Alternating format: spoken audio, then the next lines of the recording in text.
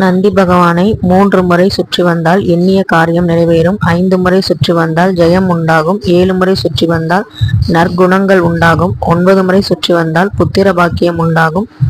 11 முறை சுற்றி வந்தால் ஆயுள் விருத்தி உண்டாகும். 13 முறை சுற்றி வந்தால் பிரார்த்தனை நிறைவேறும். 15 முறை சுற்றி வந்தால் செல்வம் பெருகும். 17 முறை சுற்றி வந்தால் தன விருத்தி உண்டாகும்.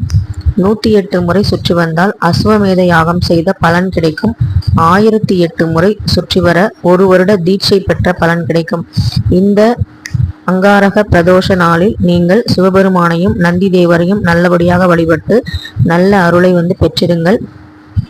இந்த பிரதோஷ நாளில் நாம் சிவபெருமானையும் நந்தி பகவானையும் வழிபட நமக்கு இருக்கிற நோய், அதே மாதிரி கடன் பிரச்சனை இருந்தால் அது கண்டிப்பாக தீரும்.